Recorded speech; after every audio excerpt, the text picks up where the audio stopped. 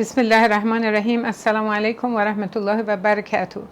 We are going to continue the second part of the order to slaughter a cow in Surah Al-Baqarah. We mentioned in the first part that Allah subhanahu wa ta'ala had ordered them to slaughter a cow. And we want to know why it is that Allah subhanahu wa ta'ala had ordered them to slaughter the cow. Of course, they argued and they didn't know which cow, and they asked so many questions. And at the end, when Allah told Musa which cow, they slaughtered the cow, which we understood that was that yellow cow that that old man had given to his son, the obeying son. But why is it that Allah has told them to slaughter a cow? So what has happened was, there used to be a righteous man, a religious man, and a good man. He didn't have sons or didn't have children, but he had a cousin.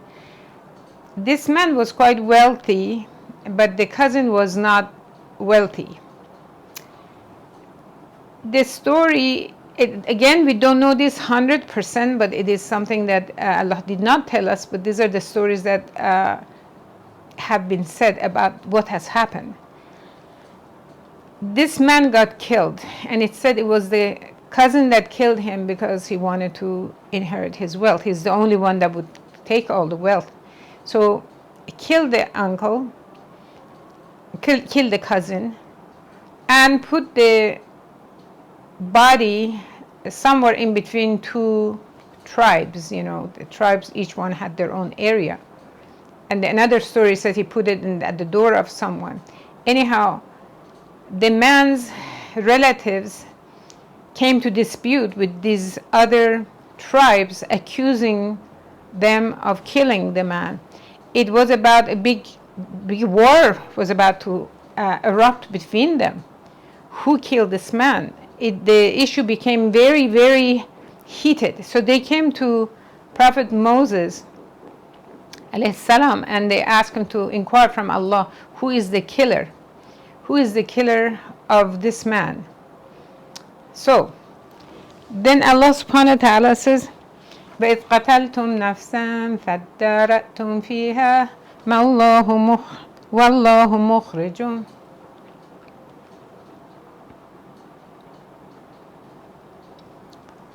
So this ayah was revealed. وَإِذْ قَتَلْتُمْ نَفْسًا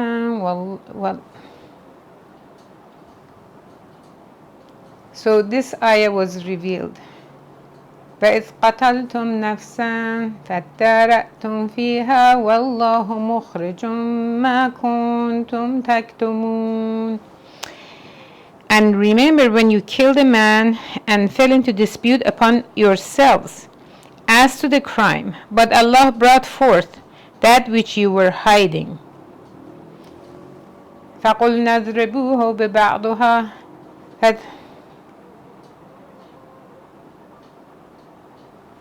فَقُلْنَا اضْرِبُوهُ بِبَعْضِهَا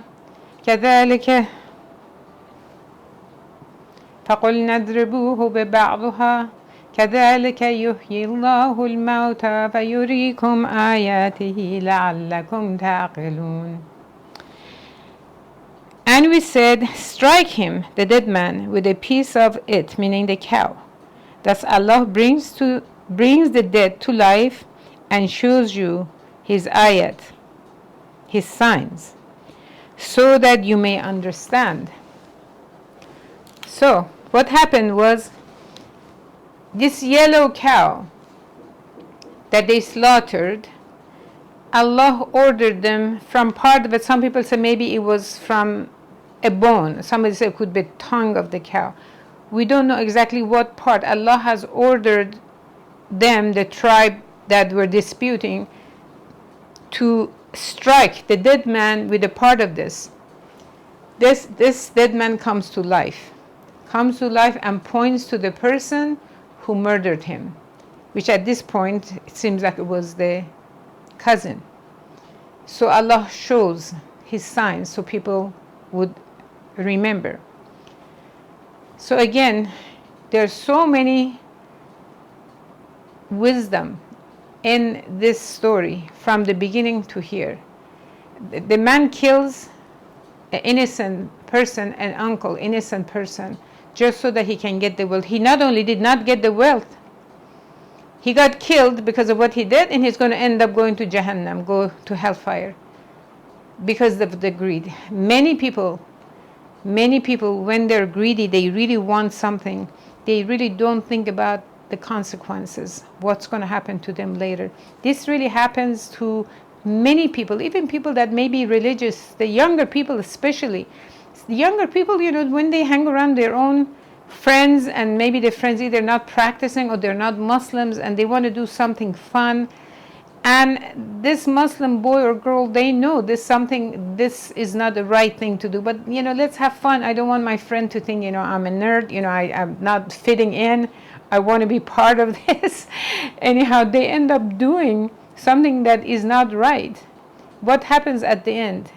They're the ones that are going to be either punished in this world, whether through the parents or through the society or through the life itself, or for sure there's a punishment for doing things, disobedience to parents, and doing things that are not right.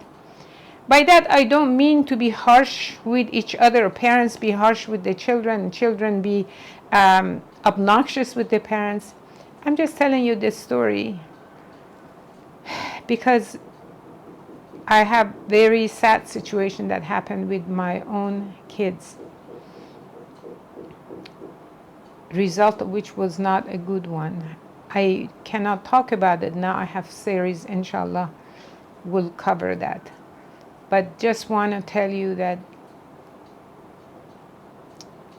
try to love Allah, try to understand the religion, and the best ones that can teach you your religion, the best ones are your parents.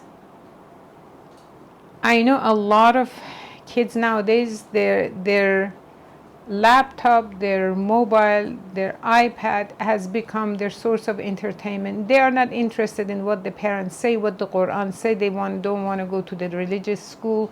They don't want to have anything to do with religion or Allah or something, because they're having too much fun. I have seen more and more and more disaster happening to children who grow up in this kind of a condition. What happened to them, their marriage, their own family, how things fell apart. I spent most of my life in the US, and this is very prevalent in US. I spent time in Egypt. I saw this happening in Egypt with the young people. I'm now living in Malaysia. Same things happening in Malaysia. Kids are no longer interested in religion. They're not interested to hear what the parents have said. If you're listening to this, that means you really do care. May Allah reward you. Please tune in to what parents say. Try to get closer to Allah subhanahu wa ta'ala, because you would have a very, very happy life from now to the end when Allah takes you to Himself. Please think about this. Thank you for listening. Have a wonderful day. Assalamu alaikum wa rahmatullahi wa barakatuh.